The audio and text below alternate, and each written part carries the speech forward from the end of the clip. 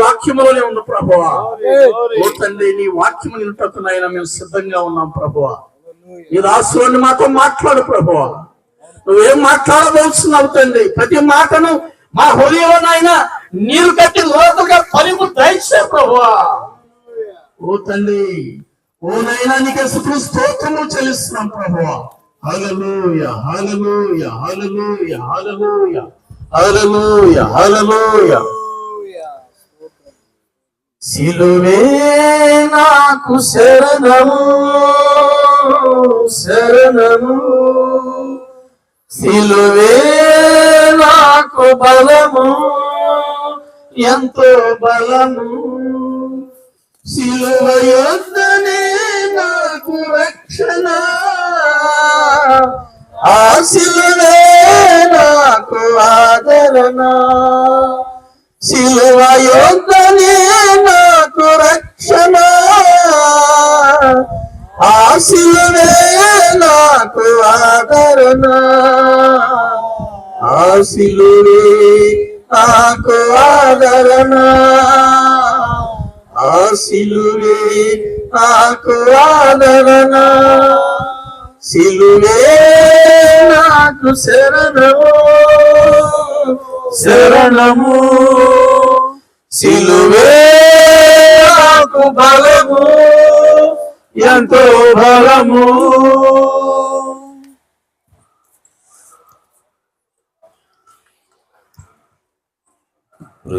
హల్లెలూయా.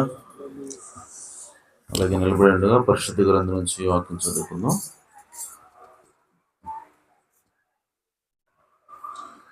కీర్తనల గ్రంథము 22వ అధ్యాయము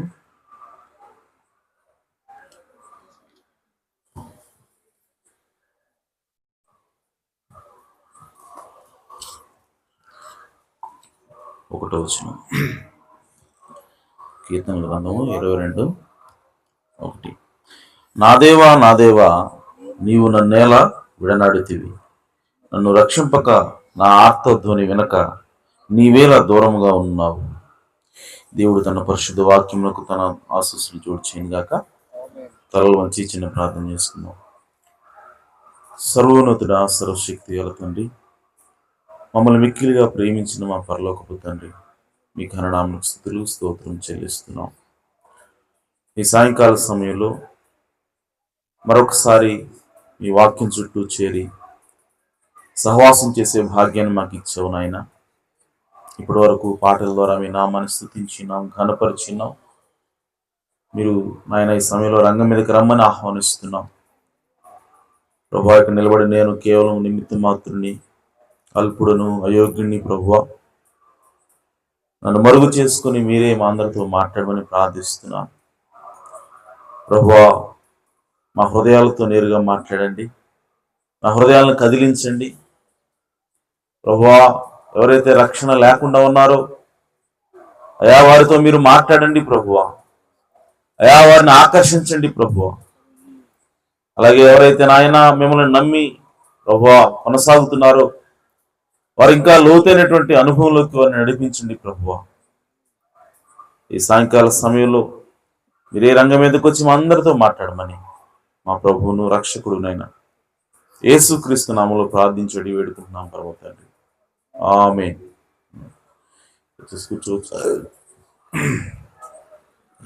హల్లెలూయా. చాలా సంతోషం. మరి మరొక సాయంకాలాన్ని దేవుడు మనకి ఇచ్చాడు. సో వాక్యం వినడానికి అందరు సిద్ధంగా ఉన్నారా? ఆమేన్. దేవుడు మిమ్మల్ని సమృద్ధిగా దీవించును గాక. మరి సహోదరులు మరి ఎంతో కష్టపడి ఏర్పాట్లు చేస్తూ ఉన్నారు. ఆదివారం అయితే ఆదివారం, సోమవారం అయితే సోమవారం. సో వాళ్ళని దేవుడు బహుగా దీవించును గాక. ఆమేన్. సో దేవుని కోసం కష్టపడిన వాళ్ళని దేవుడు ఎప్పుడు కూడా జ్ఞాపకం ఉంచుకునే దేవుడు, ప్రతిఫలం ఇచ్చే దేవుడు అయినాడు. అలాగే మరి మీరు అందరూ కూడా మీ పనులన్నీ వదిలిపెట్టి మరి దేవుని వాక్యం వినడానికి మీరందరూ ఎంత దూరం వచ్చారు. మిమ్మల్ని దేవుడు దీవించును గాక. ఆమేన్.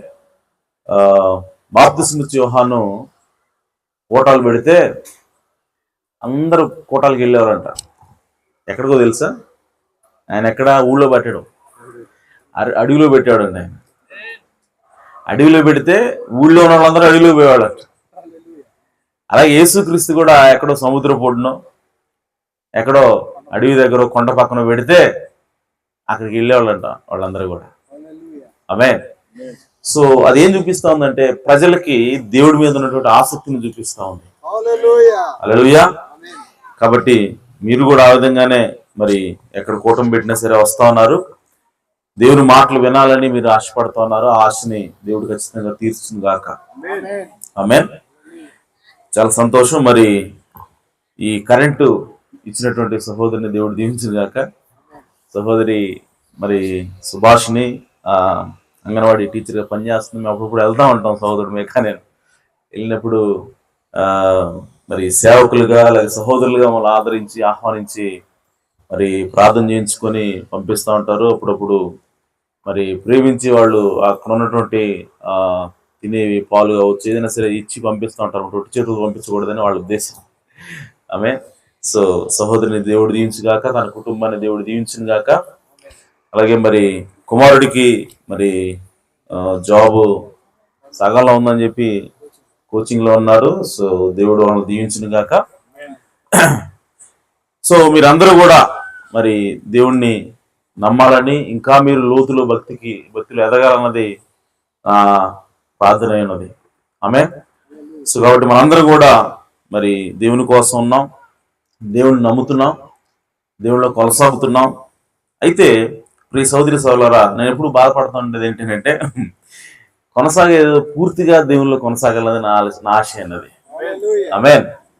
సో చాలా మంది మనం చూసినప్పుడు పేరుకి క్రైస్తవులే కానీ ఇంకా కొన్ని ఆచారాలు సిద్ధాంతాలు వాళ్ళు మనుషులు కల్పించినటువంటి ఆచారాలు వాళ్ళు ఇంకా దాన్ని పాటిస్తూ ఉంటారు. కానీ ఒక పక్క ఏం చెప్తారంటే మేము క్రైస్తవులు అండి, చర్చికి వెళ్తాం అని చెప్పి అంటారు. సో దానివల్ల ఏమవుతుందంటే దేవుడు పూర్తిగా మీ లోపలికి వచ్చి పనిచేయలేని పరిస్థితి ఏర్పడతా ఉంది. ఆమేన్. సో దేవుడు సంపూర్ణంగా రావాలి మన జీవితంలోకి, దేవుడు పరిపూర్ణంగా మనం ఆశీర్వదించాలి అని అంటే మనం కూడా పరిపూర్ణంగా దేవునికి లోబడాలి. హల్లెలూయా. సో పరిపూర్ణంగా అంటే దేవుడు ఏం కోరుతా ఉన్నాడంటే మీరు ఎక్కువగా లోపడటం కాదు, పూర్తిగా లోపడాలని దేవుడు కోరుకుంటున్నాడు. హల్లెలూయా.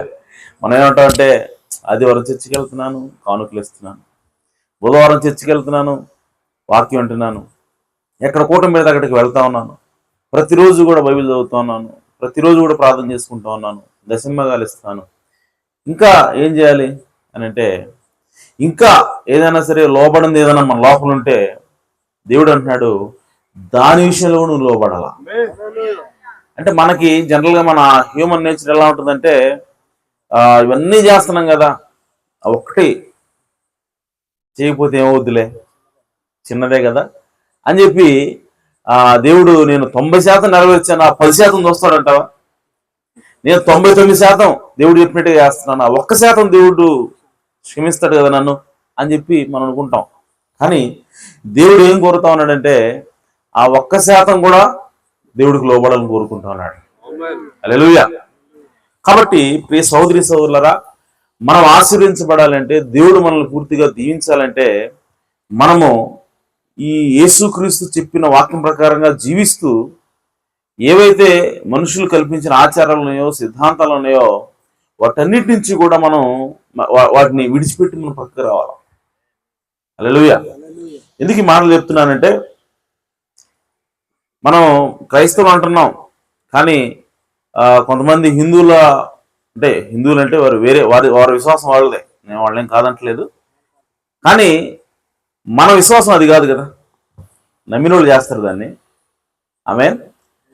ఆ విశ్వాసాన్ని నమ్మిన వాళ్ళు చేయటంలో తప్పు లేదు, కానీ మన ఆ విశ్వాసం కాదు, మనం వేరేదాన్ని నమ్ముతున్నాం. కాబట్టి మనము వాళ్ళు చెప్పినట్టుగా వాళ్ళు చేసినట్టుగా మనం చేయకూడదు అన్నది దేవుని యొక్క మాట అయినది.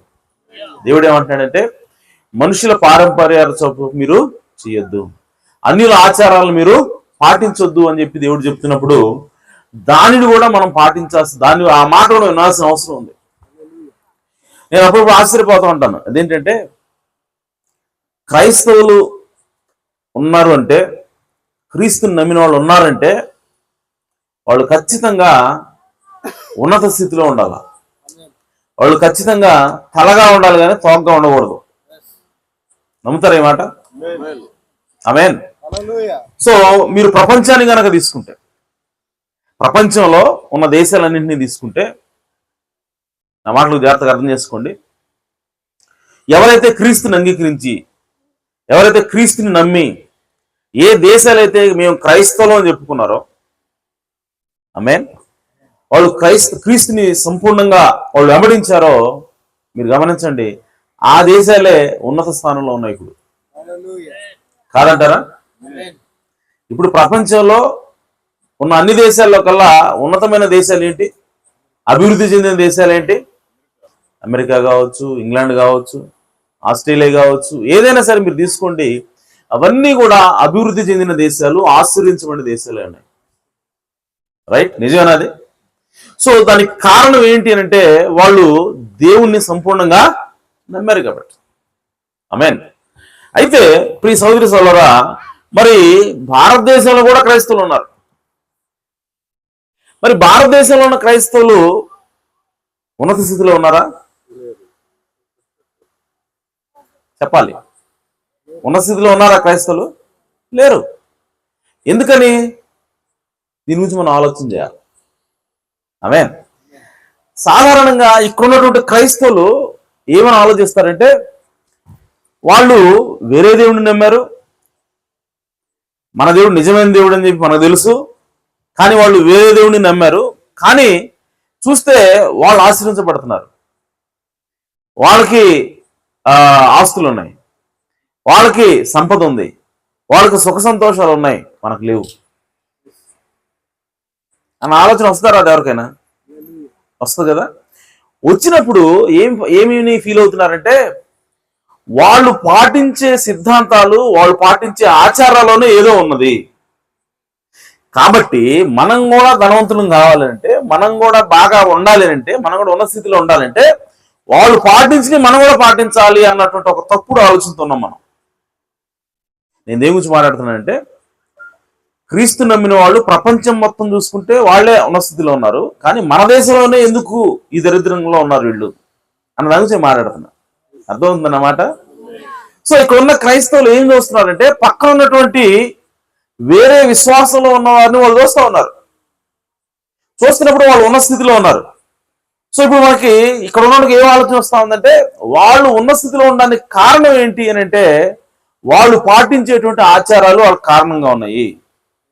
వాళ్ళు చేసేటువంటి, వాళ్ళు ఇల్లు కట్టుకుంటే ముహూర్తం పెడతారు, ఓకే, ఇంకేదైనా చేయాలంటే వారాలు తిథులు చూస్తారు. సో వాళ్ళు అభివృద్ధి చెందడానికి కారణం ఇవే.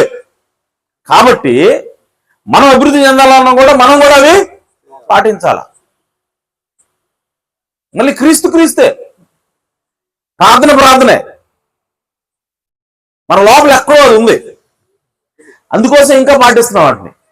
అయితే నేనేమంటానంటే, ప్రపంచ దేశాలన్నీ క్రీస్తుని నమ్మి ముందుకెళ్తా ఉంటే, భారతదేశంలో ఉన్నటువంటి ప్రజలు క్రీస్తుని నమ్మి వెనక్కి వెళ్తున్నారు, ఇంకా ఆ స్థితిలోనే ఉన్నారు. దానికి కారణం ఏంటంటే, ఇదిగో ఈ ఆలోచన విధానమే. సో మనం చేయాల్సింది ఏంటి అంటే, పూర్తిగా క్రీస్తులోకి రావాలా. దేవుడు ఏం చెప్తున్నాడంటే, మీరు అన్నిల ఆచారాలను పాటించొద్దని చెప్తున్నాడు.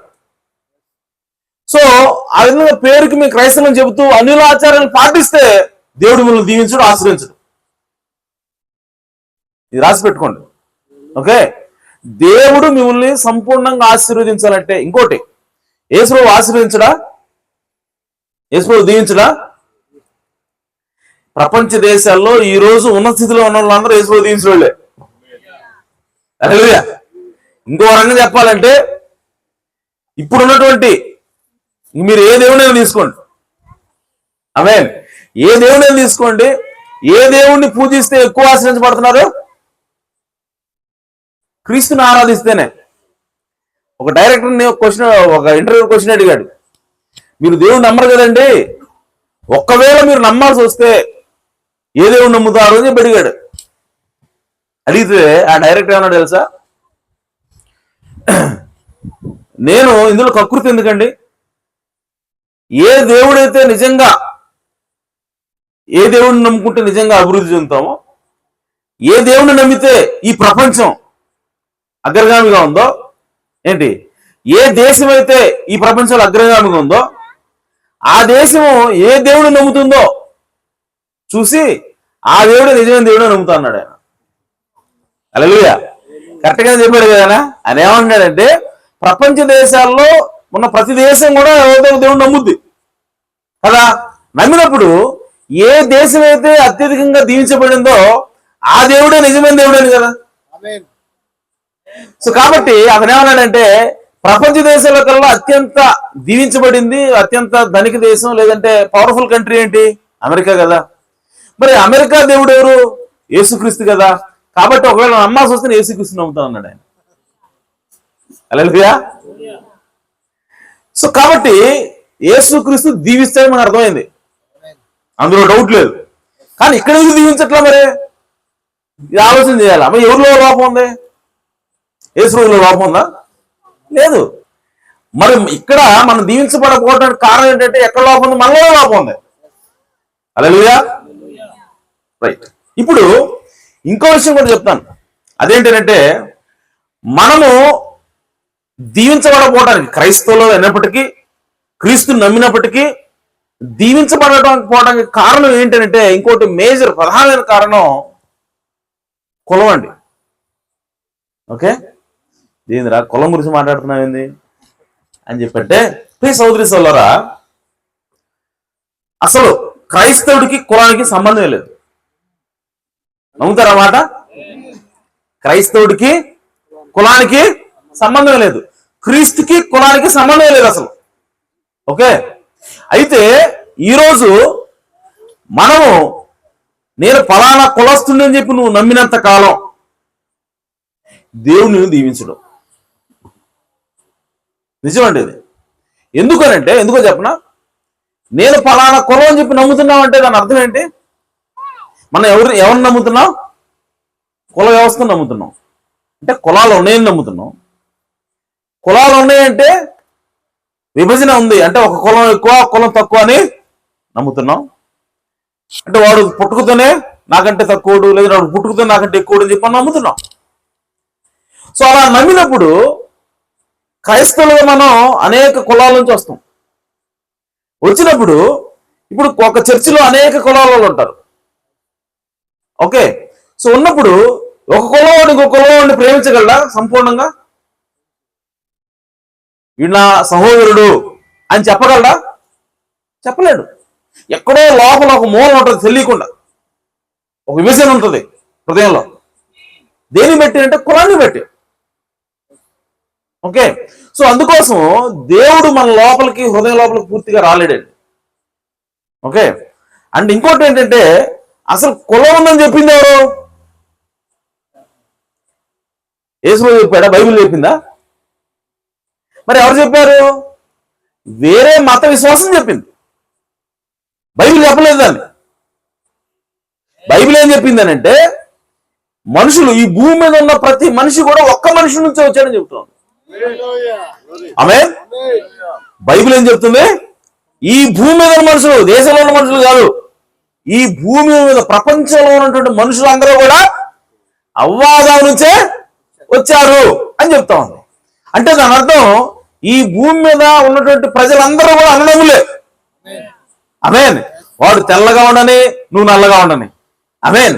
వాడు పసుపు రంగులో ఉండని, నువ్వు గోధుమ రంగులో ఉండని, ఎలా అయినా ఉండని, వాళ్ళందరూ కూడా అవ్వ ఆదాము అనేటువంటి ఇద్దరు మనుషుల నుంచే వాళ్ళు వచ్చారు.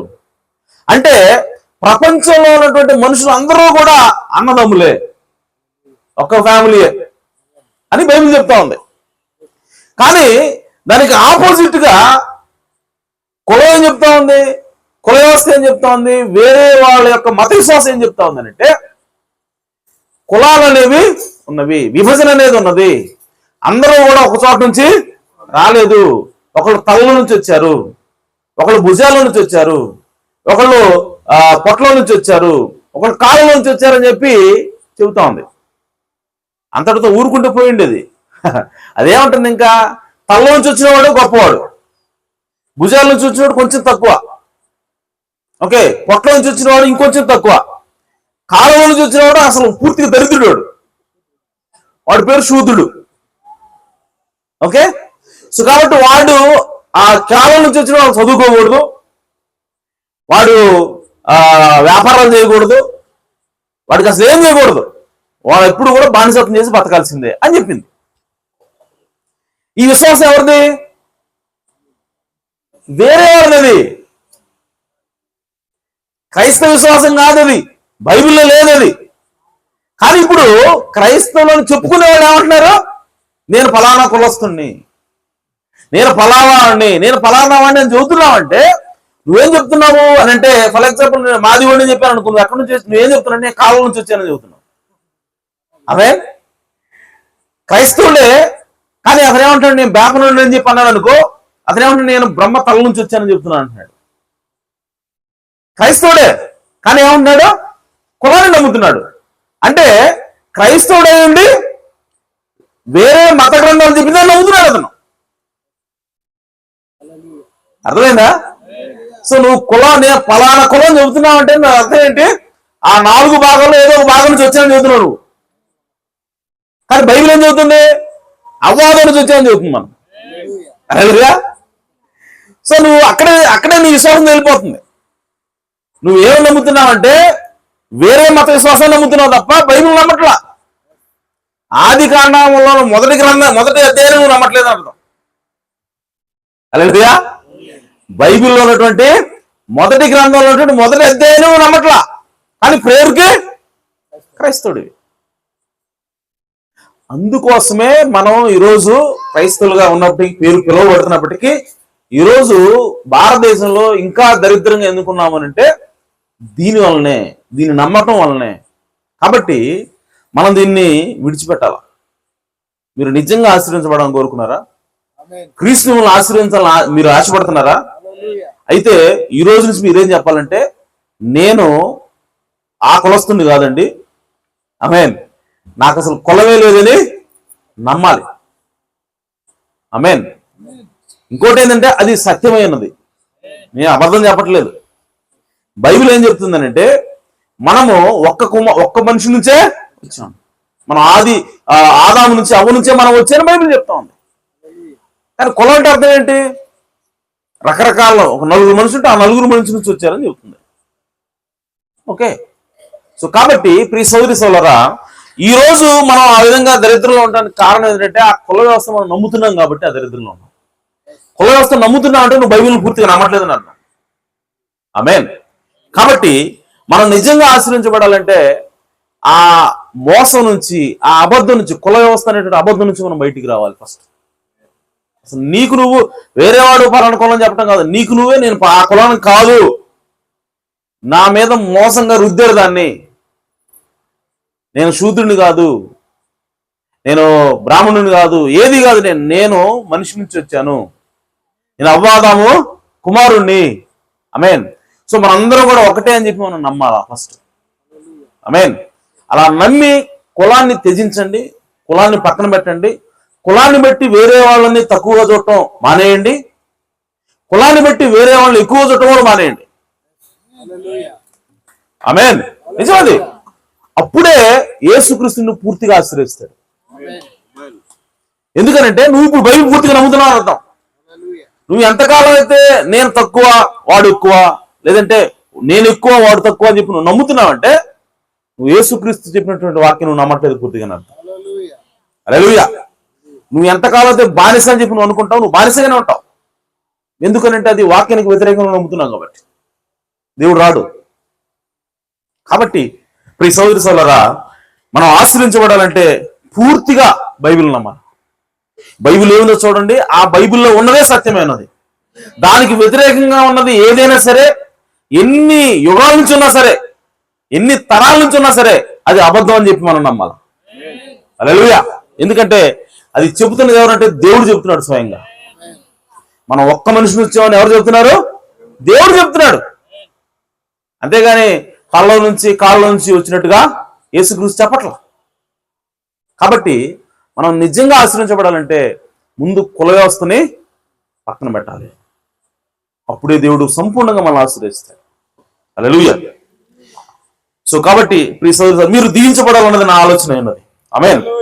సరే, మంచిది. ఈ రోజు నేను నా టాపిక్ అది కాదు, బట్ వచ్చేసింది, రైట్.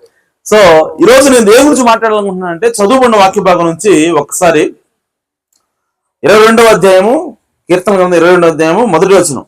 నా దేవా, నా దేవా, నీవు నన్నేలా విడనాడితివి, నన్ను రక్షింపక నా ఆర్తధ్వని వెనక నీవేళ దూరముగా ఉన్నావు. ఆమేన్. సో ఈ మాటలు ఎవరు మాట్లాడుతున్నాడు? యాక్చువల్గా నిజానికి దావీదు మాట్లాడుతున్నాడు. కానీ దావీదు ఎవరి ద్వారా, అంటే దావీదు ద్వారా ఎవరిని దేవుడు రిప్రజెంట్ చేస్తా ఉన్నాడు అని చెప్పంటే, యేసుక్రీస్తుని ప్రజెంట్ చేస్తా ఉన్నాడు. నిజానికి దావీదు కాదంటుంది, నా దేవా, నా దేవా, నీవు నన్ను ఎలా విడనాడితే అన్న మాట ఎవరు పలికారంటే, కలవరసులు యేసుక్రీస్తు పలికాడు ఆ మాట. ఆమేన్. నా దేవా, నా దేవా, నన్ను ఎందుకు చేయి విడిచితివి. హల్లెలూయా. ఈ మాట ఎవరు మాట్లాడారు? యేసుక్రీస్తు మాట్లాడాడు. సో ఇప్పుడు దావీదు కూడా ఆయన ఇన్స్పిరేషన్ అయ్యి దేవుని యొక్క ఆత్మ మీదకి వచ్చినప్పుడు ఈ కీర్తన రాస్తా ఉన్నాడు. ఆమేన్. సో కింద మీరు చదివితే అంతా కూడా సిలువలో ఏం జరుగుతుంది ఇక్కడ. హల్లెలూయా. సో నా ఎముకలు నన్ను తేరి చూస్తున్నాయి, నా చుట్టూ కూడా కుక్కలు మూగినట్టుగా మూగారు, నా చుట్టూ కూడా సింహాలు మూగినట్టు మూగారు, నన్ను తినాలని వాళ్ళు చూస్తా ఉన్నారు అని చెప్పి యేసుక్రీస్తు కలువరి శిలువని 22వ అధ్యాయము చూపిస్తా ఉంది. ఆమేన్. అయితే ప్రియ సోదరులారా, ఈరోజు నేను దేని గురించి మాట్లాడాలనుకుంటున్నానంటే, యేసుక్రీస్తు ఈ భూమి మీదకి వచ్చి ఆయన ఏం చేశాడు మానవాళి కోసం అన్న దాని గురించి మాట్లాడాలనుకుంటున్నాను. ఆయన ఏం చేశాడంటే, ఈ భూమి మీదకి వచ్చాడు, ఈ భూమి మీద జీవించాడు. 5 పదాల గురించి నేను మాట్లాడాలనుకుంటున్నాను. యేసుక్రీస్తు ఈ భూమి మీదకి వచ్చి జీవించాడు. ఫస్ట్ జీవించాడు, ఆ తర్వాత చనిపోయాడు, ఆ తర్వాత పాతిపెట్టబడ్డాడు, 3వది, ఆ తర్వాత తిరిగి లేచాడు, 4వది, ఆ తర్వాత మరలా రానున్నాడు, 5వది. ఆమేన్. జీవించాడు, మృతి పొందాడు, పాతిపెట్టబడ్డాడు, తిరిగి లేచాడు, మరలా రానున్నాడు. హల్లెలూయా. సో ఈ 5 మాటల గురించి, 5 విషయాల గురించి నేను మాట్లాడాలనుకుంటున్నాను. ఆమేన్. సో యేసుక్రీస్తు ఈ భూమి మీద ఆయన దేవుడై ఉండి ఆయన శరీరం ధరించుకుని ఈ భూమి మీదకి వచ్చాడు. ఈ భూమి మీదకి వచ్చి ఆయన ఏం చేశాడంటే, సర్వ మానవాళిని కూడా ప్రేమించాడు ఆయన. ఆమేన్. దేవుడు లోకం ఎంతో ప్రేమించను కాగా తన ఏకైక కుమారుని ఈ భూమి మీదకి పంపించను. ఆమేన్. సో దేవుడిలో ఉన్నటువంటి ప్రేమ అంతా కూడా ఇప్పుడు దేవుడు ఎక్కడ పెట్టాడంటే యేసుక్రీస్తులో పెట్టాడు. ఆమేన్. సో కాబట్టి ఈ భూమి మీద జీవించినంత కాలం ఆయన ఏం చేశాడంటే, ఈ భూమి మీద ప్రజలను ఆయన ప్రేమించాడు. ఇంకో విషయం ఏంటంటే, యేసుక్రీస్తు ప్రేమించినట్టు ఇంకెవరో ప్రేమించలేడు. హల్లెలూయా. మనుషులు ఎవరో కూడా ప్రేమించలేరు. ఎందుకంటే ఆయన దేవుడు కాబట్టి, అసలు ప్రేమ అంటే ఏంటో ఆయనే కాబట్టి, ఆయనే ప్రేమ ఉన్నాడు కాబట్టి. హల్లెలూయా. కాబట్టి ఆయన ప్రేమించినట్టు ఇంకెవరు ప్రేమించలేడు. హల్లెలూయా. ఇంకో విషయం చెప్తాను, ఆయన ప్రేమించేవాడు మాత్రమే కాదండి, ఆయనే ప్రేమ ఉన్నాడు. హల్లెలూయా. మనం ప్రేమిస్తాం, మన ప్రేమలో ఎక్కువ ఉంటాయి, తక్కువ ఉంటాయి. ఆమేన్. కానీ దేవుడు ప్రేమిస్తే ఎలా ఉంటుందంటే అందులో పరిపూర్ణత. ఆయన ప్రేమిస్తే ఎలా ప్రేమిస్తాడు? పరిపూర్ణంగా ప్రేమిస్తాడు ఆయన. హల్లెలూయా. సో ప్రేమించడం అంటే ఏంటో, ప్రేమించడానికి పరాకాష్ఠ ఏంటో చూడాలంటే ఎవరు చూడాలి? యేసుప్రభువుని చూడాలి. హల్లెలూయా. సో యేసుక్రీస్తు దగ్గరికి ఒకసారి వ్యభిచారంలో పట్టబడినటువంటి స్త్రీని తీసుకొని వచ్చారు. స్త్రీని తీసుకొని వచ్చినప్పుడు ఆయన ఏమన్నాడంటే, అమ్మా నేను నిన్ను క్షమిస్తున్నాను, నేను నిన్ను రాళ్ళతో కొట్టను, నేను నిన్ను క్షమిస్తున్నాను అని చెప్పి ఆమెకి పట్టబడినప్పటికీ, ఆమె విచారం చేసినప్పటికీ యేసుక్రీస్తు ఆమెను ప్రేమించాడు. హల్లెలూయా.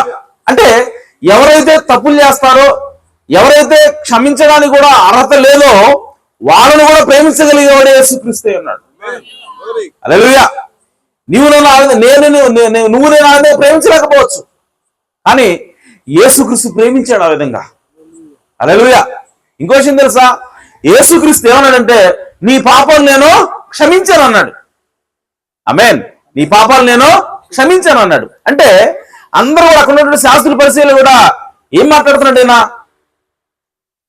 ఇతను ఒక మనిషి అయ్యండి ఏ విధంగా అయితే పాపాలు క్షమించగలడో, పాపాలు క్షమించేది కేవలం దేవుడే కదా.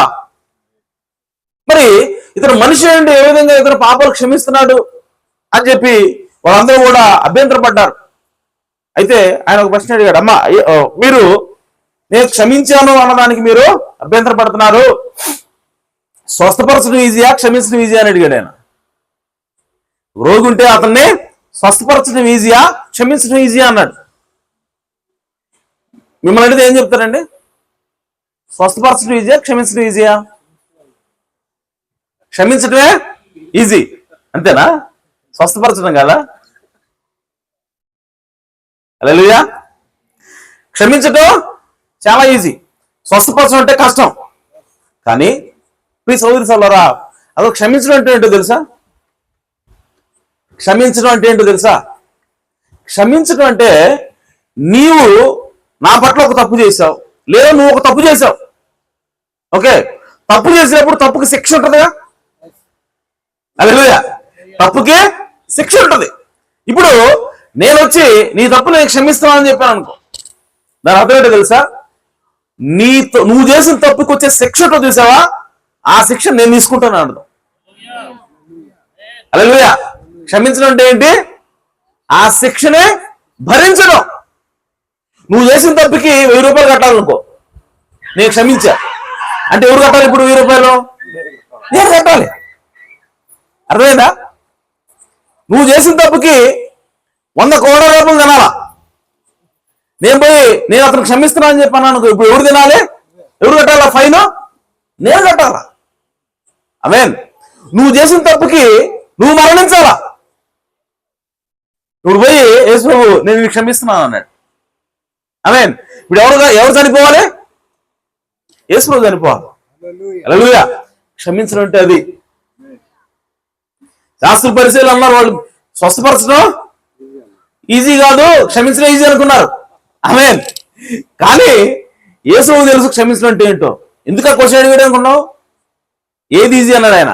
క్షమించడం ఈజీయా స్వస్థపరచడం ఈజీ అంటే మనం చెప్పేట వాళ్ళు కూడా అనుకుంటారు క్షమించడం ఈజీ కదా, ఏముందో క్షమాపణ, నేను క్షమించాను అంటనే కదా అనుకుంటున్నాం, నోటి మాటే కదా అనుకుంటున్నాం. కానీ ఈ సోదరి సోదరా, దేవుడు క్షమించినట్టు అర్థం ఏంటో తెలుసా? మనం చేసిన తప్పులకి, మనం చేసిన పాపాలకు వచ్చేటువంటి ఆ మరణం అనేటువంటి శిక్షని నేను వేసుకుంటానని చెప్పడం అన్నమాట. హల్లెలూయా. యేసు ప్రభు క్షమించినట్టు అది. ఈరోజు యేసు ప్రభు నన్ను క్షమించాడు. ఎందుకంటే ఈ భూమి మీద ఆయన జీవించినప్పుడు ఆయన మనల్ని ప్రేమించాడు. సర్వ మానవాళ్ళని కూడా ఆయన ప్రేమించి ఆయన ఏమన్నాడంటే, మీ అందరినీ కూడా, మీ అందరి పాపాలను నేను క్షమించాను అన్నాడు.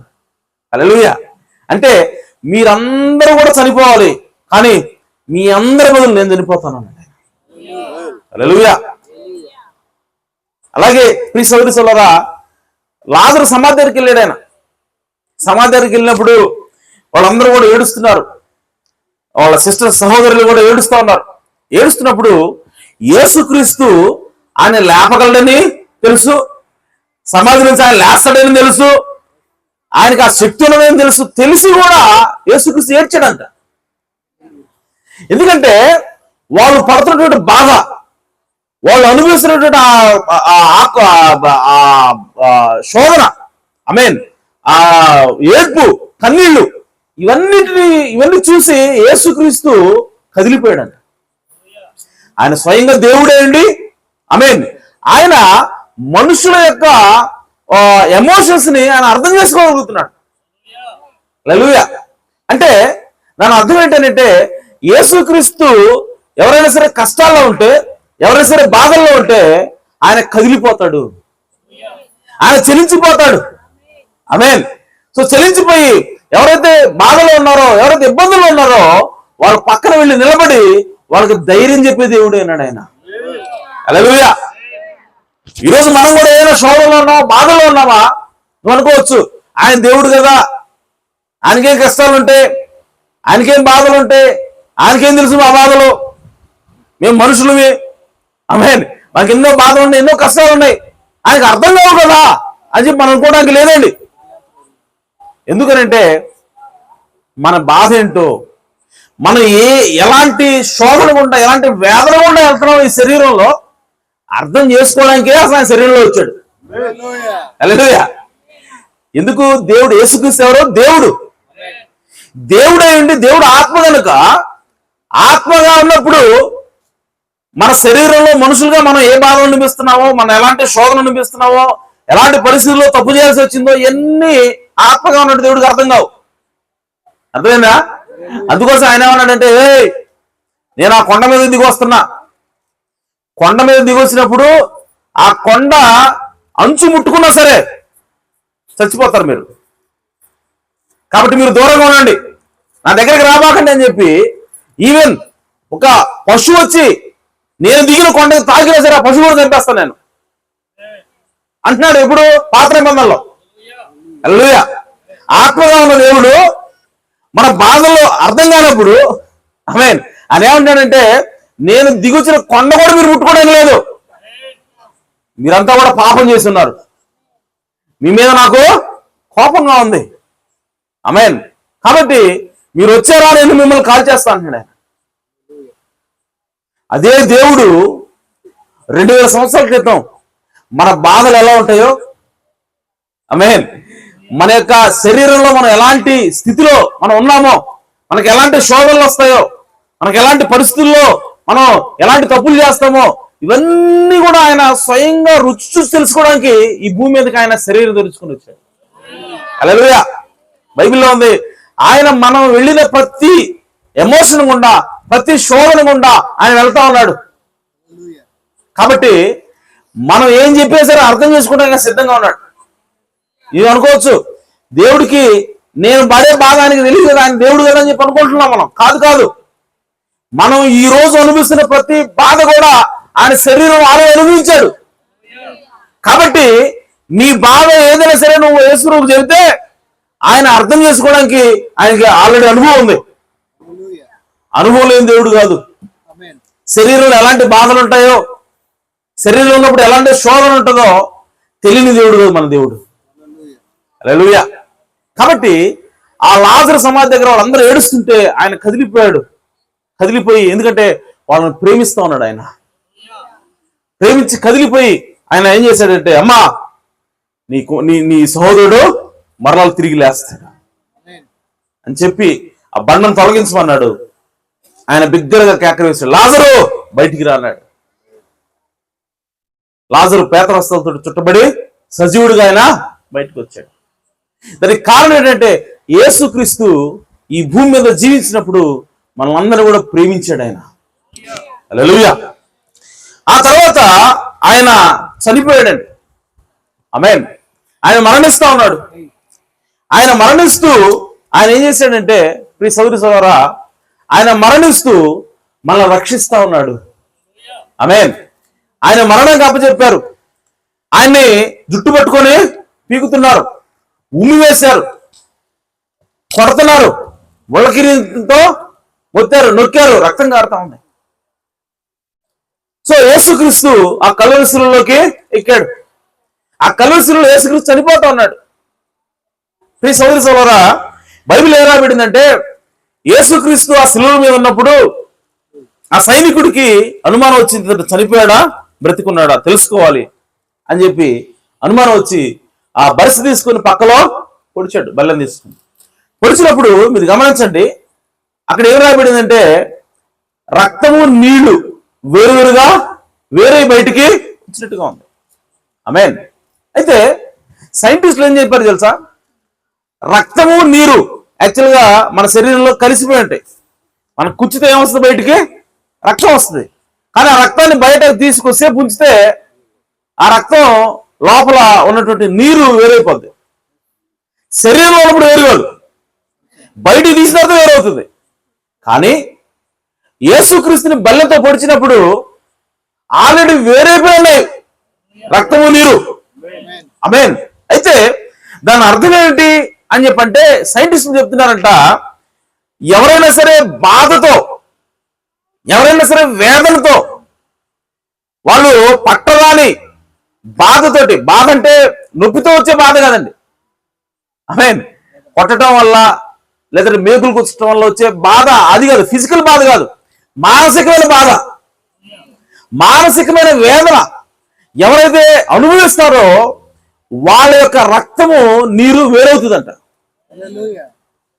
అంటే దాని అర్థం ఏంటంటే యేసుక్రీస్తు ఆ కల్వరి శిలువలో చనిపోయింది దేనికోసం అంటే అంటే ఏమి తగిలి చనిపోయాడంటే ఆయన పొడిచినందుకు చనిపోలా, కోణాలతో కొట్టింది చనిపోలా, ముళ్ళ కిరీటం పెట్టింది చనిపోలా, లేదంటే ఆ గాయాల వల్ల ఆ రక్తం అంతా కారిపోయి రక్తం అంతా ఎండిపోయి లోపల ఉన్న రక్తం అంతా పోయి చనిపోలే ఆయన. ఎందుకు చనిపోయాడు తెలుసా? వేదనతో చనిపోయాడంట. హృదయం వేదనతో చనిపోయాడు. ఏంటో వేదన ఆయనకి అని అంటే, నేను ఎవరిని రక్షించాలని వచ్చానో, నేను ఎవరు నా సొంత ప్రజలని చెప్పి అనుకున్నానో, నేను ఎవరి కోసం నేను ఎంత ప్రణాళిక రచించి ప్రవక్తలు పంపించి వీళ్ళందరినీ కూడా కాపాడుతూ వచ్చానో, నా సొంత ప్రజలే నన్ను వ్యతిరేకించి నన్ను సిలువకు అప్పగించారు, నన్ను చావగొడుతున్నారు, నా సొంత ప్రజలు నన్ను నమ్మలేదు అన్న బాధతోటి మానసిక వేదంతో చనిపోయాడు. హల్లెలూయా. అర్థమవుతుందా? యేసుక్రీస్తు తన సొంత జనం దగ్గరికి వచ్చాడు, కానీ తన సొంత ప్రజలు ఆయన నమ్మలేదు. నమ్మకపోతే అంత బాధ ఎందుకండి? నమ్మనంత మాత్రం అంత బాధపడిపోతారా అని మనం అనొచ్చు. కానీ ఈ సోదరి సోదరా, అది ఎంత వేదనో మనకు అర్థం కాదు. ఎందుకంటే మనం మనుషులు ఉన్నాం, కానీ ఆయన ఎవరు? దేవుడే ఉన్నాడు. హల్లెలూయా. సో దేవుని రిజెక్ట్ చేస్తే ఆ బాధ ఎలా ఉంటుందో ఆయన తప్ప ఎవరు తెలియదు. ఆమేన్. మనం మనుషులు ఉండి మన ఏదో మన కుటుంబాన్ని ప్రేమించి మన కుటుంబానికి సహాయం చేస్తా ఉన్నప్పుడు ఆ కుటుంబం మనం తిరస్కరించింది అనుకో, ఆ కుటుంబం మనం ద్వేషించింది అనుకో, మనకి ఒక లెవెల్లో బాధ ఉంటుంది, మనకు చాలా బాధ ఉంటుంది. కానీ ఆ బాధ దేవుణ్ణి తిరస్కరించే వచ్చే బాధ కంటే అంత ఉండదు. దేవుడే ఉన్నాడు ఆయన, ఈ సర్వ సృష్టించిన సృష్టికర్త ఆయన, ఈ భూమిని సృష్టించాడు ఆయన, ఆకాశాన్ని నక్షత్రాలను సృష్టించాడు ఆయన. ఆమేన్. సో ఇందులో ఉన్న సమస్తాన్ని కూడా సృష్టించిన దేవుడు ఆయన. ఆయన ఈ భూమి మీదకి వచ్చినప్పుడు ఇక్కడ ఉన్నటువంటి మనుషులు ఏ విధంగా స్వీకరించాలి? ఆయన చాలా ఆనందంతో స్వీకరించాలి, ఆయన నమ్మాలి. కానీ నేను దేవుడు అయినప్పటికీ నన్ను నమ్మలేదు వీళ్ళు, నేను ఇన్ని ఆశ్చర్యకార్యాలు చేశాను, అద్భుతాలు చేశాను. పోనీ ఆయన ఏమన్నా ఒక సాధారణంగా బాప్తిస్మ యోహానులాగా వచ్చాడా? బాప్తిస్మ యోహాను ప్రవక్త అయినప్పటికీ ఒక్క అద్భుతం కూడా చేయలా. అర్థమవుతున్నా మాటలు మీకు? బాప్తిస్మ యోహాను ఒక్క అద్భుతం కూడా చేయలా, కానీ ప్రజల్లో చాలా మంది ఆయన్ని ప్రవక్తలు నమ్మారు. ఆయన బాప్తిస్మ ఇస్తుంటే బాప్తిస్మ తీసుకోవడానికి వచ్చారు, శాస్త్రులు పరిశీలన కూడా వచ్చారు వాళ్ళ దగ్గరికి. గమనించారా మీరు? బాప్తిస్మ యోహాను మనిషి, ఆయన దేవుడు పంపించిన ప్రవక్త అని చెప్పి నిరూపించడానికి ఒక్క ఆధారం కూడా లేదు, ఒక్క అద్భుతం కూడా చేయలేదు ఆయన. కానీ ఆయన దేవుడు పంపించిన ప్రవక్త వాళ్ళు నమ్మారు. ఎవరు సామాన్య ప్రజలు మాత్రమే కాదు, శాస్త్రులు పరిశీలన కూడా నమ్మారు. నమ్మి వాళ్ళు వస్తా ఉంటే ఆయన ఏమన్నాడంటే, వాళ్ళని చూసి శాస్త్ర పరిశీలన చూసి, ఓ మీరు పావులారు సత్వాలారా, మీకు రాబోయే ఉగ్రతను తప్పించుకోవడానికి బుద్ధి చెప్పిన వాడు ఎవడు అని అంటాడు ఆయన. ఆమేన్. అంటే ఏ అద్భుతాలు చేయకపోయినా సరే యోహాను నమ్మారు వాళ్ళు, కానీ యేసుక్రీస్తు చేయని అద్భుతం లేదు. ఆమేన్. పుట్టు గుడ్డివాడికే కళ్ళిచ్చాడు, కుంటివాడిని నడిపించాడు, చనిపోయిన వాడిని లేపాడు ఆయన. హల్లెలూయా. 4 రోజులైంది చనిపోయి, శరీరం కొల్లడం ప్రారంభమైంది, అయినా సరే అతను కూడా దేవుడు లేపాడు. ఇన్ని చేసిన తర్వాత కూడా ఆ ద్రాక్షరసాన్ని నేటిని ద్రాక్షరసంగా మార్చాడు. 5 రొట్టెలు 2 చేపలను 5,000 మందికి పంచిపెట్టాడు ఆయన. ఇన్ని అద్భుతాలు చేసినప్పటికీ వాళ్ళు ఏమన్నారంటే, యేసుక్రీస్తుని ఇతను దెయ్యాలు పట్టిన వ్యక్తి, దెయ్యాలకు అధిపతి బయల్జెబూబు అని వాళ్ళు మాట్లాడుతూ ఉన్నారు. అంత మాత్రం కదా, ఆయన తీసుకెళ్లి సిలువేసిందా వదిలిపెట్టాల. సిలువ వేయండి ఇతని, సిలువ వేయండి అని చెప్పాళ్ళు అరిచి కేకలు పెట్టి సిలువ వేసినప్పుడు ఆయన దేవుడు కాబట్టి ఆ బాధ అంటే ఆయనకి తెలుసు. నేను వీళ్ళని రక్షించడం కోసం వచ్చాను, వీళ్ళ ప్రజలు అని చెప్పి అనుకున్నాను, వీళ్ళని ప్రేమించాను, కానీ వీళ్ళని నమ్మలేదే అని ఆ బాధతో చనిపోయాడంట ఆయన. అందుకోసమే ఆయన శరీరంలో ఉన్నప్పుడే ఆ రక్తము నీరు వేరైపోయి బయటకు వచ్చింది. కాబట్టి ఈ సోదరి సోదరా, ఆయన అటువంటి మరణకరమైనటువంటి బాధను అనుభవిస్తూ ఆయన చనిపోయాడు. ఆయన చనిపోతూ ఆయన ఏం చేశాడంటే మనల్ని రక్షించాడు, మన పాపాలు తీసివేశాడు. ఆయన జీవించి మనల్ని ప్రేమించాడు, ఆయన చనిపోతూ మన పాపాలని తీసివేశాడు. ఆమేన్. అలాగే ప్రియ సోదర సోదరులారా, ఆయన చనిపోయిన తర్వాత ఇంకో విషయం ఏంటంటే, ఆయన చనిపోయినప్పుడు ఆయన చనిపోయాడు అని చెప్పి ఈ ప్రకృతి కూడా గుర్తించిందంట. ఆమేన్. ఆయన దేవుడని, ఆ దేవుణ్ణి చంపేశారని చెప్పి ప్రకృతి గుర్తించింది. అందుకోసమే మిట్ట మధ్యాహ్నం సూర్యుడు తన ముఖాన్ని రాసుకున్నాడంట, నేను ఈ దృశ్యాన్ని చూడలేను. దేవుడు చనిపోవడం ఏంటి? ఆమేన్. దేవుడు సిలువేస్తున్నారు మీరని చెప్పి సూర్యుడు కూడా తన ముఖాన్ని చాటేశాడు, నేను చూడలేనని చెప్పి. అందుకోసం మిట్ట మధ్యాహ్నం చీకటైంది. ఆమేన్. అలాగే భూమి వణికింది, భూమి కంపించింది, రాళ్ళు దొరలే అని చెప్పి బైబిల్ రాయబడింది. హల్లెలూయా.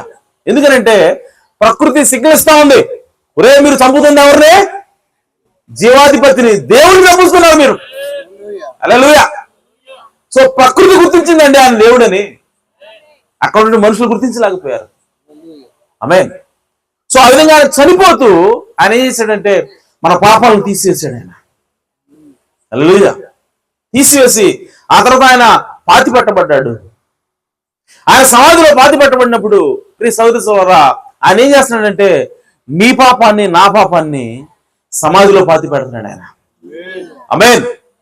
ఎవరికి కనబడకుండా, దేవుడికి కనబడకుండా ఆయన ఏం చేస్తున్నాడంటే మనందరి పాపాలు ఆయన మీద వేసుకున్నాడు ఫస్ట్. ఆమేన్. ఆ కల్వరి శిలువలో ఇప్పుడు మనం చదువుకున్నాం, ఏమంటున్నాడు ఆయన? నా దేవా నా దేవా నన్ను ఎందుకు చేయి విడిచితివి అని చెప్పి ఎందుకన్నాడు తెలుసా? ఆమేన్. ఆయన దేవుడే ఉన్నాడు, ఆయన పరిశుద్ధుడే ఉన్నాడు, ఆయన పుట్టుకలో కూడా పాపం లేదు. అటువంటి ఆయన ఏమంటాడంటే నా దేవా ఎందుకు నన్ను చేయి విడిచావు అంటే, దేవుడు ఆయన చేయి విడిచాడంట కల్వరిశిలువలో. దేవుడు యేసుక్రీస్తు విడిచిపెట్టి పక్కగా పోయాడంట. కారణం ఏంటో తెలుసా? సర్వ మానవాళి పాపం అంతా కూడా తీసుకొచ్చి ఎక్కడ పెట్టబడింది అంటే యేసుక్రీస్తు మీద పెట్టబడింది. ఎక్కడ? కల్వరిశిలువలో. ఆమేన్.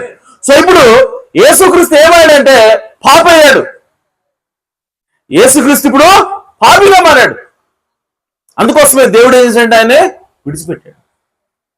అంటే నీవు నేను చేసినటువంటి పాపం యొక్క పరిహారం ఎంత పెద్దదో, ఎంత చెడ్డదో ఒకసారి చూడండి. యేసుక్రీస్తుని దేవుడు విడిచిపెట్టవలసి వచ్చింది. ఆమేన్. సో ఆయన ఏ పాపం లేదు, ఆయన ఏ దోషం లేదు, అయినా సరే నీ పాపం నా పాపం ఆయన మీద పెట్టబట్టడం ద్వారా ఇప్పుడు దేవుడు ఆయన్ని పక్కకి విడిచిపెట్టి పక్కకి వెళ్ళాల్సి వచ్చింది. ఆమేన్.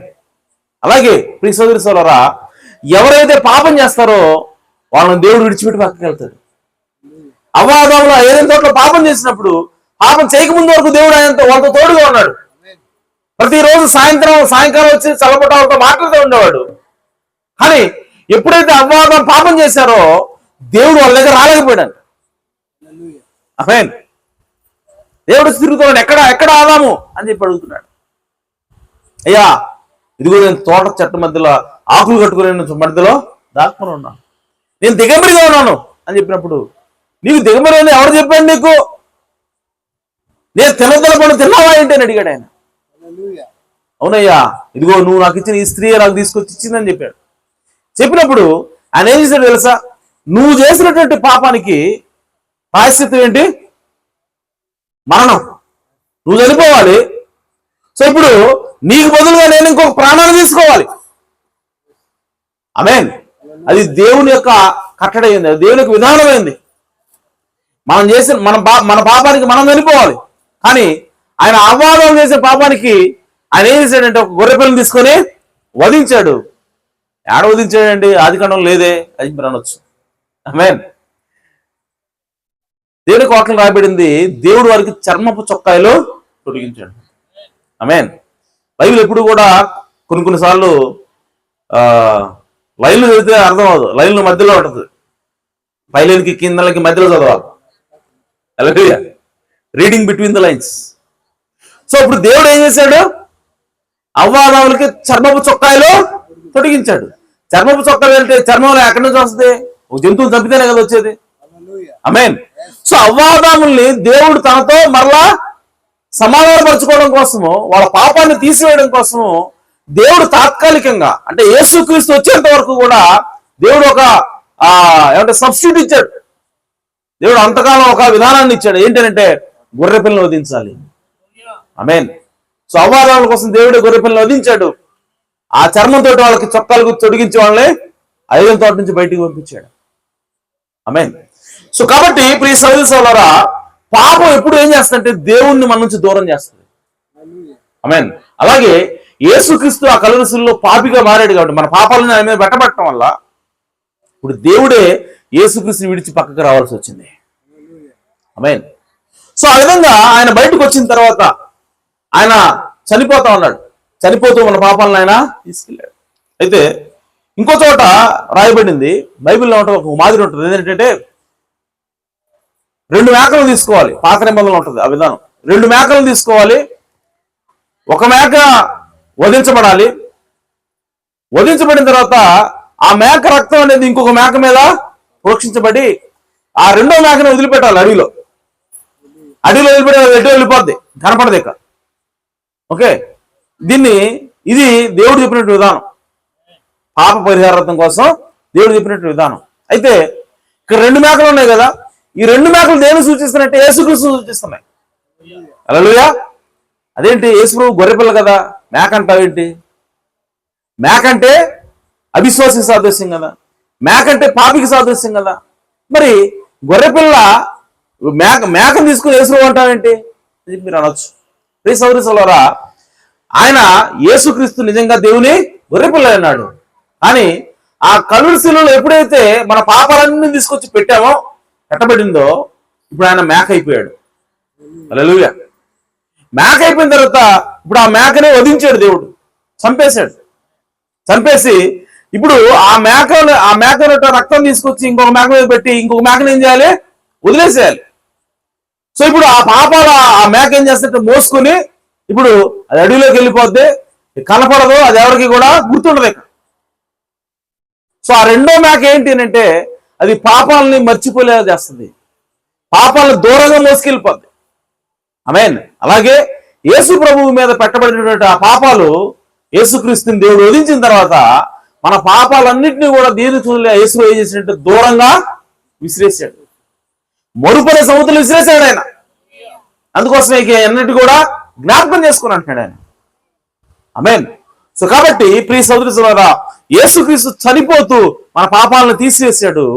పాతి పెట్టబడి మన పాపాలను దూరంగా తీసుకెళ్ళిపోయాడు ఆయన. దేవునికి కనపడకుండా పాతి పెడితే ఎవరికి కనపడదా? కనపడవు. అలాగే యేసుక్రీస్తు పాతి పెట్టాడంటే అర్థం ఏంటంటే మన పాపాలను కూడా ఆయన పాతి పెట్టాడు. కాబట్టి దేవునికి అది ఎన్నడూ కూడా గుర్తుండవు.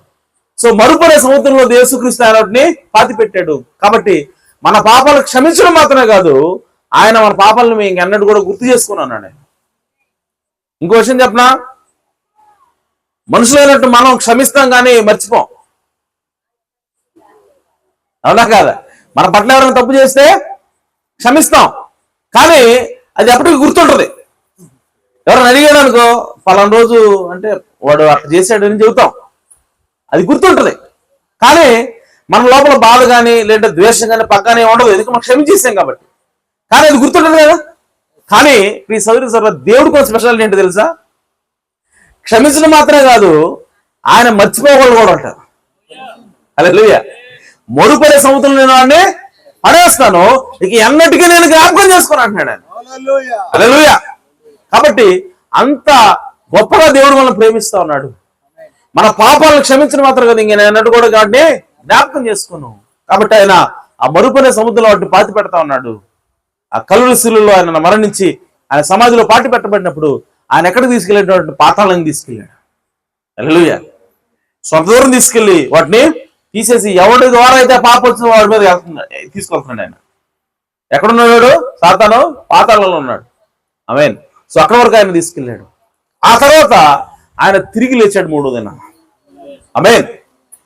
సో యేసుక్రీస్తు తిరిగి లేచినప్పుడు ఏమైంది అంటే మనందరినీ కూడా దేవుడు నీతిమంతుడిగా చేశాడు. ఆమేన్. అంటే మీకు అర్థమయ్యేలా చెప్తాను. యేసుక్రీస్తు చనిపోవచ్చు, పాతి పెట్టబడవచ్చు, కానీ ఆయన ఎందుకు చనిపోయాడు? మన పాపాలను తీసేయడానికి.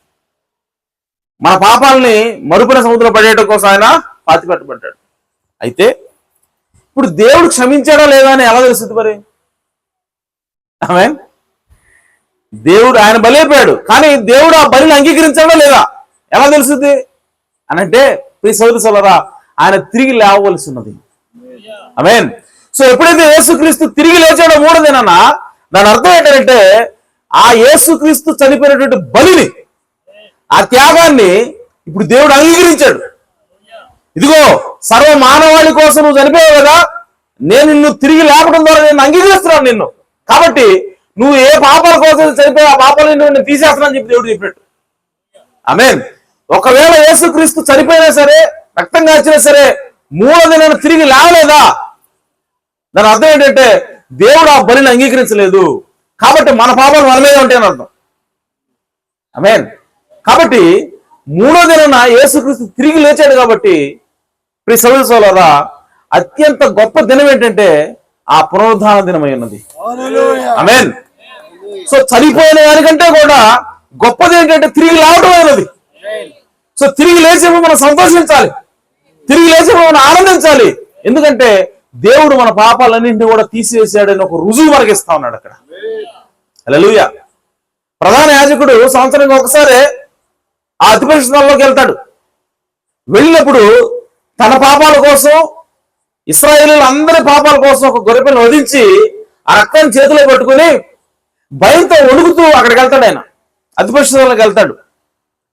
వెళ్ళినప్పుడు గొర్రెపిల్ల వధించబడింది, రక్తం ఉన్నది, రక్తపోక్షణ జరిగింది. అయితే ఇప్పుడు ఆ పాపాలు పోయినాయా పోలేదా, దేవుడు అంగీకరించాడా లేదా తెలియాలి అని అంటే, ప్రియ సోదర సోదరులారా, ఆ లోపలికి ఆ ప్రధాన యాజకుడు ఎవరైతే ఉన్నారో ఆయన మరలా తిరిగి వచ్చి అందరికి కనపడాలి. హల్లెలూయా. సో లోపలికి ఆయన రక్తంతో పోయినప్పుడు వెనక తెరలై పడతాయి. బయట నిలబడి చూసే వాళ్ళకి ఇంకా ప్రధాన యాజకుడు కనపడ్డాడు. ఆమేన్. లోపల ఏం జరుగుతుందో తెలీదు. దేవుడు మరి ఆ గొర్రె పిల్లల్ని మా పాపాల మీద ఊహించాడు కదా, ఆ గొర్రె పిల్లల్ని దేవుడు అంగీకరించాడు లేదో తెలియదు. ఎప్పుడు తెలుస్తుంది? అతను తిరిగి మరలా సజీవంగా బయటకు వచ్చినప్పుడు. హల్లెలూయా. అప్పుడు అందరూ కూడా సంతోషిస్తారు. దేవానికి స్తోత్రం, మా యొక్క పాపాలని తీసేసావు, పరిగణించావు, మమ్మల్ని క్షమించావు, మమ్మల్ని నువ్వు అంగీకరించావు అని చెప్పి ఆ ఇశ్రాయేలు ప్రజలందరూ కూడా సంతోషిస్తారు. అలాగే యేసుక్రీస్తు మన ప్రధాన యాజకుడు అయినాడు. ఆమేన్. ఆయన చనిపోయాడు, పాతి పెట్టబడ్డాడు, కనపడలేదు 3 రోజులు. ఆమేన్. అయితే మన పాపాలకు క్షమాపణ దొరికిందో మనకు అర్థం కావట్లేదు. ఆయన మరలా 3వ దినాన మళ్ళీ లేచాడు, అందరికి కనపడ్డాడు, 40 రోజులు కనపడ్డాడు ఆయన అందరికి. ఆమేన్. సో అంటే దాని అర్థం దేవుడు యేసుక్రీస్తు యొక్క బలిని అంగీకరించాడు. అంటే దాని అర్థం మన పాపాలన్నింటినీ దేవుడు తీసేశాడని అక్కడ రుజువు అయింది. రిసిప్ట్ దేవుడు ఇచ్చాడు. ఆమేన్. మాకు బిల్లు కట్టినప్పుడు రిసిప్ట్ ఇస్తారు. రిసిప్ట్ ఇవ్వకపోతే నువ్వు బిల్లు కట్టినా కూడా ఉపయోగం లేదు అక్కడ. ఆమేన్. సో ఇప్పుడు యేసుక్రీస్తు తిరిగి లేవడం అర్థం ఏంటంటే, ఇదిగో నువ్వు ఎలా చెల్లించావు యేసుక్రీస్తు, ఇదిగో నేను ఇప్పుడు రిసిప్ట్ ఇస్తున్నాను అని చెప్పి ఆయన తిరిగి లేపి అందరూ చూపిస్తున్నాడు. యేసుక్రీస్తు ఇదిగో రిసిప్ట్ మీకు చూపిస్తున్నాను, యేసుక్రీస్తు రిసిప్ట్ అన్నాడు మీకు. యేసుక్రీస్తుని చూస్తున్నారు కాబట్టి ఇదిగో మీ వెల చెల్లించబడింది. హల్లెలూయా. కాబట్టి ఆయన తిరిగి లేచి మనందరినీ కూడా నీతిమంతులుగా చేశాడు. హల్లెలూయా. ఇప్పుడు మరలా ఎవరైతే నీతిమంతులుగా చేశాడో, ఎవరైతే రక్షించాడో, ఎవరైతే ఆయన యందు విశ్వాసం ఉంచారో వాళ్ళని మరలా తీసుకొని రావడం కోసం, తీసుకొని వెళ్ళడం కోసం ఆయన మరలా రానై ఉన్నాడు. హల్లెలూయా. కాబట్టి ప్రియ సహోదరి సహోదరులారా, ఈరోజు యేసుక్రీస్తు చేసినటువంటి ఆ త్యాగము, ఆ బలి ఈరోజు మనం నమ్మినట్లయితే, ఆమేన్, ఆ పాపాలన్నింటినీ కూడా యేసుక్రీస్తు తీసుకెళ్ళి ఎక్కడ పెడతాడంటే ఆ రక్తం కింద పెడతాడు. సో యేసుక్రీస్తు రక్తం కింద ఒక్కసారి వెళ్ళిందా మన పాపాలన్నీ కూడా దేవుడు తీసివేస్తాడు, క్షమిస్తాడు. అంత మాత్రం కాదు, దేవుడు వాటిని మర్చిపోతాడు. ఎన్నటి కూడా ఆయన మనల్ని జ్ఞాపకం చేసుకోడు. సో యేసుక్రీస్తు యొక్క ఆత్మ మన లోపలికి వస్తుంది. మన లోపలికి వచ్చి ఆత్మతో మనం నడిపించబడినప్పుడు మనం పరిశుద్ధమైనటువంటి జీవితాన్ని జీవిస్తాము. ఆయన మరలా తిరిగి వచ్చినప్పుడు మరలా ఆయన మధ్యాకాశం ఎత్తబడి ఆయన్ని కలుసుకుంటాం మనం. ఆమేన్. సో ఆ విధంగా దేవుడు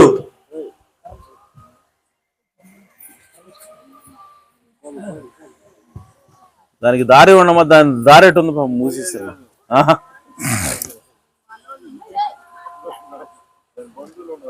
ఓకే.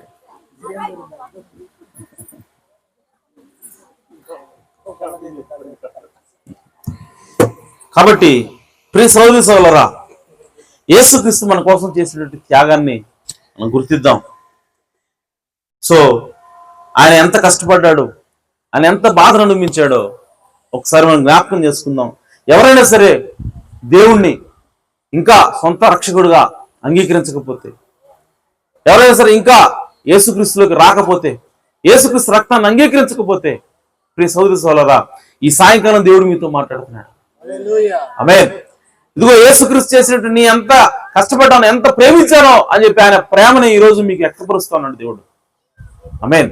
కాబట్టి ఎవరైనా సరే ఆ విధంగా, ఇదిగో నా జీవితాన్ని యేసుక్రీస్తు అర్పించాలనుకుంటున్నాను, నా యొక్క ప్రాణాన్ని యేసుక్రీస్తు కోసం నేను అర్పించాలనుకుంటున్నాను, ఇదిగో నేను యేసుక్రీస్తు కోసం జీవించాలనుకుంటున్నాను అని చెప్పి ఎవరైనా సరే ఉన్నట్లయితే, ప్రియ సహోదరి సహోదరులారా, వాళ్ళ కోసం నేను ప్రార్థన చేస్తాను.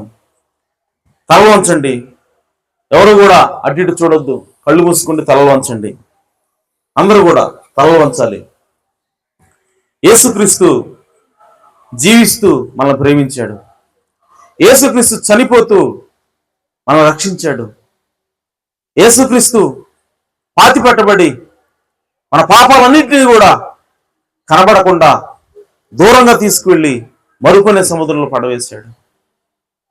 అంత మాత్రమే కాదు, ఆయన దేవుడు మూడో దినం లేపటం ద్వారా, ఇదిగో యేసుక్రీస్తు మీ పాపాలన్నింటినీ తీసేశాడు అని, ఇదిగో నేను అంగీకరిస్తున్నాను, ఆ బలిని నేను అంగీకరిస్తున్నాను. ఇది మొదలుకొని ఎవరైతే యేసుక్రీస్తుని విశ్వాసం ఉంచుతారో వాళ్ళని రక్షిస్తారని చెప్పి దేవుడు తెలియజేస్తా ఉన్నాడు. కాబట్టి ప్రియ సహోదరి సహోదరులారా, ఎవరైనా సరే ఇంకా యేసుక్రీస్తుకి మీ జీవితాన్ని అర్పించకపోతే, ఇంకా యేసుక్రీస్తు కోసం ఎవరైనా సరే మీ జీవితాన్ని అర్పించాలని అనుకుంటే, ఇదిగో ప్రభువా, నా కోసం ఇంత కష్టపడ్డావు, నన్ను ప్రేమించావు, నా కోసం మరణించావు, నా పాపాలను తీసివేశావు, ఇదిగో నేను నమ్ముతున్నాను, నా పాపాలను తీసివేయి ప్రభువా అని చెప్పి నీ చేతులు ఎత్తినట్లయితే నీకోసం నేను ప్రార్థన చేస్తాను. అలాగే ఎవరైనా సరే, ఇదిగో తండ్రి, నా కోసం ఇంత త్యాగం చేశావు, నన్ను రక్షించావు, నా కోసం అవమానాలు పొందావు, నా కోసం బాధ అనిపించావు, ముళ్ళ కిరీటంతో మొత్తపడ్డావు, కొట్టాలతో కొట్టబడ్డావు, ఇదిగో నా జీవితాన్ని, ఇదిగో నేను పూర్తిగా సంపూర్ణంగా నేను నీకు సమర్పిస్తున్నాను, నా హృదయాన్ని నీకు అర్పిస్తున్నానని చెప్పి ఎవరైనా ఆల్రెడీ నమ్మిన వాళ్ళు ఇంకా మేము లోతైనట్టు అనుభవంలోకి పోవాలి. ఆ పరిశుద్ధాత్మ చేత నింపబడాలి. యేసుక్రీస్తులో ఉన్నటువంటి ఆత్మ, దేవుని ఆత్మ, ఇదిగో నా హృదయాలకు రావాలి, నాకు కావాలి అని చెప్పి ఎవరైనా సరే అనిపిస్తే వాళ్ళు చేతులు ఎత్తండి. వాళ్ళ కోసం కూడా నేను ప్రార్థన చేస్తాను. దేవుని కోసం నమ్మకంగా జీవించాలి, దేవుని కొరకు జీవించాలి అని అనుకునేవాళ్ళు మీ చేతులు ఎత్తండి, నేను ప్రార్థన చేస్తాను. చేతులు ఎత్తినటువంటి మిమ్మల్ని దేవుడు సమృద్ధిగా దీవించును గాక. లోతైనటువంటి అనుభవంలోకి మిమ్మల్ని దేవుడు నడిపించును గాక. మీ జీవితాలను ఎవరైనా సరే సమర్పించాలని చేతులు ఎత్తినట్లయితే మీకు యేసుక్రీస్తు నిగించిన రక్షణ మీకు కలుగును గాక. ప్రార్థన చేద్దాం. జీవము కలిగిన దేవా, సర్వోన్నతుడా, మీ ఘననామకు స్తోత్రం. ప్రభువా, మమ్మల్ని ఎంతగానో ప్రేమించావు కనుకనే ఈ భూమి మీదకి నువ్వు దిగి వచ్చావు. ప్రభువా, శరీరంలోకి వచ్చి అయా మా బాధలు ఏమిటో, అయా మాకున్నటువంటి శోధన ఏమిటో దాన్ని అనుభవించి తెలుసుకుని ఇప్పుడు మా కొరకు నాయన నువ్వు జాలి కలిగి, అయా అతన్ని మా కొరకు నాయన నిరంతరం కూడా విజ్ఞాపన చేస్తున్నటువంటి స్థితిలో ప్రభువా నువ్వు ఉన్నావు. ప్రభువా, అయా దేవునికి మనుషులకి మధ్య అయా నువ్వు మధ్యవర్తిగా ఇప్పుడు మా కొరకు ప్రార్థిస్తున్నావు. ప్రభువా, మీకు స్తోత్రం. అయా అతన్ని మమ్మల్ని నువ్వు చనిపోయి ప్రభువా, చనిపోతూ మమ్మల్ని రక్షించావు. ప్రభువా, మా పాపాలను తీసివేసావు నాయన. ఇదిగో ప్రభువా, పాతి పెట్టబడి మా పాపాలన్నింటినీ కూడా దూరంగా తీసుకుని వెళ్ళావు, మరుగున సముద్రంలో పడవేసి ఇక అన్నిటికీ కూడా మేము మీ పాపాలను జ్ఞాపకం చేసుకోనని మాట్లాడుతున్నావు. ప్రభువా, ఎంతగా మనం ప్రేమించావయ్యా, మీకు స్తోత్రం. ఏమిచ్చి మీ రుణం తీర్చగలం. ప్రభువా, దేవా, ఇదిగో నాయన నా హృదయాన్ని స్వీకరించండి, నన్ను ఇంకా మీ ఆత్మ చేత నింపండి, ఇంకా లోతైనటువంటి అనుభవంలోకి నన్ను తీసుకుని వెళ్ళండి, ఇంకా మీకు దగ్గరగా జీవించే భాగ్యాన్ని నాకు దయచేయండి అని చెప్పి అనేక మంది చేతులు ఎత్తి ఉన్నారు ప్రభువా. అయ్యా వారిని దీవించండి ప్రభువా, వారిని ఆశీర్వదించండి నాయన. వారు కోరుకున్నట్లుగా అయ్యా అతని మీతో దగ్గరగా నడిచే భాగ్యాన్ని వారికి దయచేయండి, ఇంకా లోతైన అనుభవంలోకి వారు నడిపించండి ప్రభువా. అయ్యా వారికి మీ ఆత్మను అనుగ్రహించండి. ఎందుకంటే మీరు ఆరోహణ ప్రభువా తిరిగి లేచి మీరు ప్రభు ఆరోహణ వెళ్ళిపోయేటప్పుడు మీరు అన్నారు, ఇదిగో నేను మిమ్మల్ని అనాథలుగా విడువను, మిమ్మల్ని ఎడబాయను, ఇదిగో మీలోను యుగాంతం వరకు ఉంటానని చెప్పిన దేవుడు ప్రభువా. పరిశుద్ధాత్మగా మరలా మా తండ్రి మా ఎందుకు దిగి వచ్చావు ప్రభువా, మా హృదయంలో నివసిస్తున్నావు ప్రభువా. ఆ పరిశుద్ధాత్మను కోరుతూ వాళ్ళు చేతులు ఎత్తారు నాయన. అయ్యా వారికి సహాయం చేయమని ప్రార్థిస్తున్నాను ప్రభువా. మీ పరిశుద్ధాత్మను దయచేయండి నాయన, పరిశుద్ధాత్మ చేత ముద్రించండి ప్రభువా.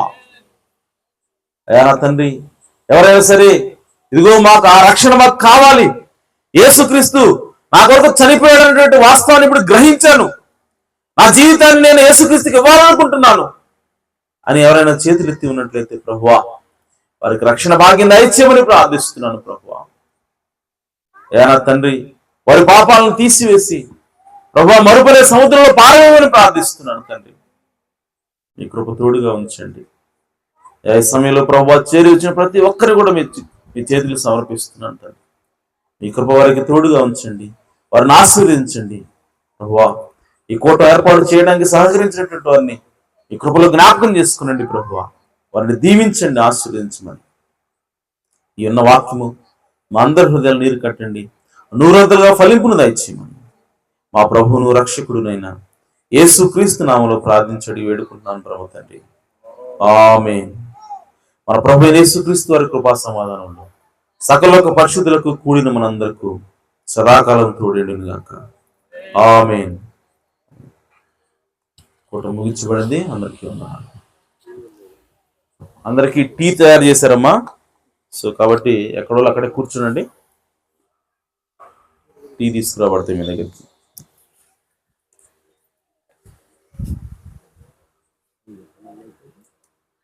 ఇక్కడ చేశారా?